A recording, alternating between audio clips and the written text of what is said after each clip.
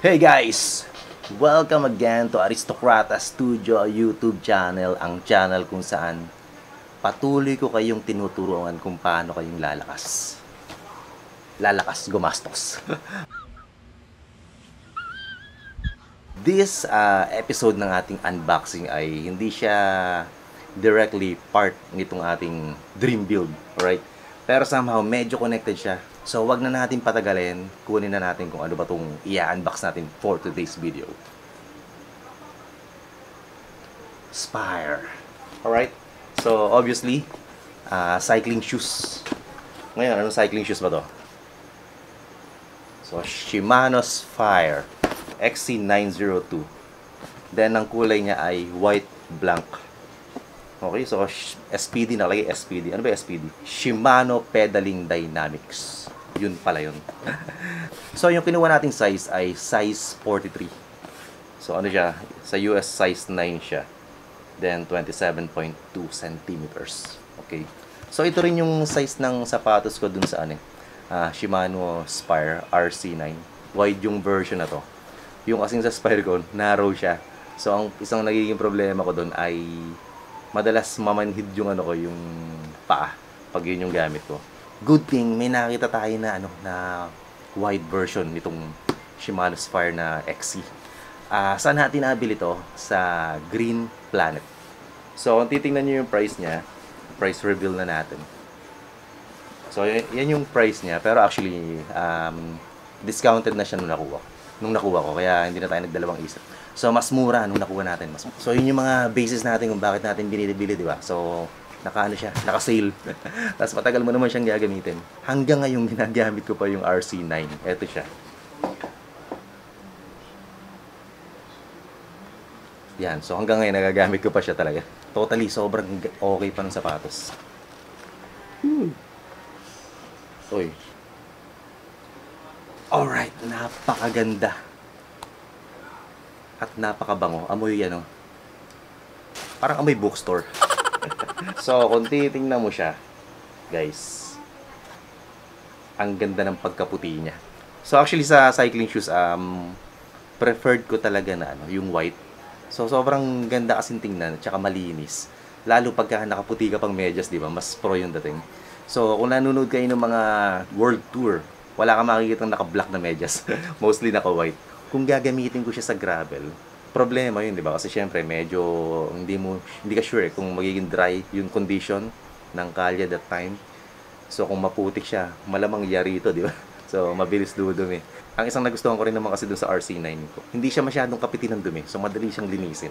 Kahit maputikan siya, pag hinugasan mo ng tubig, mawawala rin yung dumi. Waterproof naman siya and looks like hindi naman doon basta-basta kakapitin ng dumi. Magkaiba yung material dito sa top tsaka dito sa gilid. Ganda. Flexible yung leather sa top.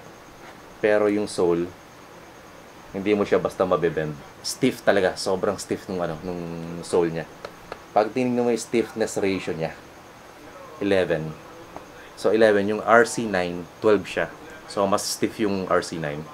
Ito yung stiffness niya. Then carbon yung ilalim mo, yung kung saan mo i-connect yung clips. So optimum rigidity and flexibility, reinforced mesh and microfiber leather upper materials are arranged and layered in targeted performance zones to maximize fit, flexibility, rigidity, and breathability. So breathable siya kasi napakarami niyang butas. 9 butas. Alright, tapos dito, so meron siyang heel cap na plastic. Okay, so mukhang same material naman siya nung sa Spire na RC9. Then medyo may konting flex. Okay, so meron siyang dalawang BOA Li2. Alright. Then so para luwagan mo siya, reverse lang iikot kapag micro adjust ang gusto mo. Then clockwise lang para malak. Then para fully ma-unlock mo siya, pwede mo hatakin. Para i-tighten, push mo lang. Then rotate clockwise. Yan, magta-tighten na siya. Meron tayong TikTok video kung paano ginagawa yun. Kung gusto nyo tingnan.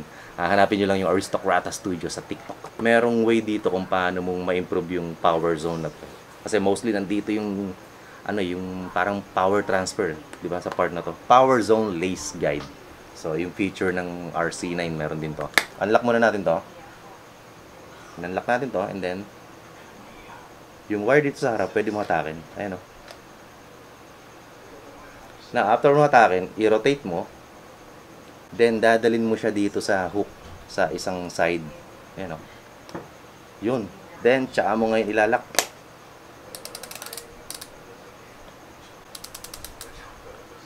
Yan. Kumbaga, nadagdagan yung lace, yung criss-cross mo sa harap, di ba? Nadagdagan.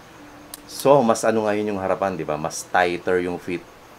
And pag ganyan kasi ang ginawa mo, mas maganda yung power transfer mo kasi. Mas maganda yung control mo sa harap. Dami niyong natutunan. Yung RC9 kasi, puti yung nasa harap. Protector to somehow eh. Pag tumama sa gulong to, sa harap na gulong ng bike, ito yung madudumihan, hindi yung leather na part. So, itong part ng sole. Ang problema, kulay puti ito. So, yun yung isang problema ko dito. Kaya, pag nadumihan, ayun, ang tagal, hindi mo matanggal. Dito, sa XC9, ginawa niyang kulay itim. Which is very good idea. So, pag tumama ito sa gulong sa harap, at least kung madumihan man, kulay itim siya, di ba? Hindi masyadong halata. So, yung part na pinagkakabitan ng cleats, carbon siya. Gawa sa carbon. Tapos, tingnan nyo itong ilalim. Meron siyang Ultred XC outsole. So, itong Ultred XC rubber outsole with technical racing tread delivers the ultimate combo of lightweight traction increase, tear, strength, and long-lasting pedal grip. Actually, ang isang advantage nito, kunwari, hindi mo maikasa yung pedal sa cleats. Mag-i-slide siya dito.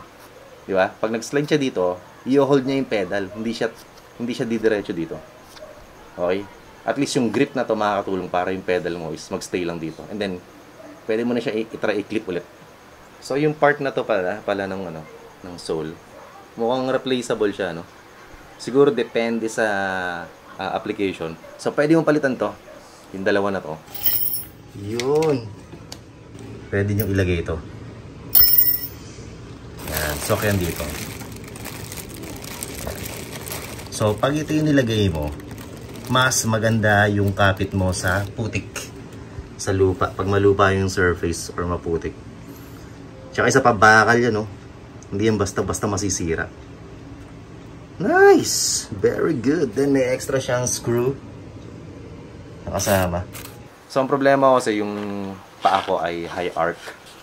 So, hindi ko alam kung mag-fit ng maayos to sa akin. Pero if ever may problema ako sa fit sa insole, pwede naman natin palitan yung insole. Gaya nung nilagay dito sa, sa RC9. May nakalagay itong soft sole. So, yan. Pwede tayong bumili nun and ilagay natin dito sa sapatos na. So, may kasama siyang, pagka high arc ka, ito yung pinaka-shim mo. Shim. May part dito na exposed siya. So, pwedeng habang naglalakad ka sa putik or sa bato, so, tatamaan to. And possible na magasgasan. Pero doon kasi sa RC9, so, ganyan lang yung gasgas, di ba? Ganyan lang yung naging sira. So, ibig sabihin, magandang klase yung fabric na to. Lightweight naman siya. Magaan. Pero tingin ko, bond pa rin yung pinakamagaan. Pero hindi ko lang alam kung yung bond na pang gravel nila or pang cross country, kung ganun din kagaan kagaya ng Vapor S. Pero meron ako isang type na sapatos eh. Actually, before ko ito mapili, may nakita ako, kaya lang hindi siya white. Kaya medyo nagdalawang isip ako na bilhin yun. Pero tingnan natin later, kung halimbawa kailangan pala natin talaga is black na XC na shoes. So, yun yung tatargetin natin mabili in the future. In the future na. Hindi naman very soon, pero most likely in the future, babanatan natin yun. Para may spare tayo na sapatos. Okay, by the way, it comes with 3 different colors. Meron din siyang black, tsaka yung blue. Pero syempre niya, nabanggit ko, mas type natin yung white. Ang ganda ng kapit dito sa sa heel na area. Hindi siya basta-basta mag-slide. Maganda kapit. Actually, tinry ko na itong isuot. Maramdam mo talaga na wide siya compared dun sa RC9 ko. Which is very good. So, may iwasan na yung pamamanhid ng ating talampakan. Okay, so kung meron kayong questions, don't hesitate to comment. So, kung hindi pa kayo nakasubscribe, mag-subscribe na kayo sa YouTube channel natin na Aristocrata Studio. Pwede nyo rin ako i-follow sa Facebook, sa Instagram, sa TikTok. Okay? So, thanks for watching. See you again on our next unboxing, next upload. Thanks. Bye-bye.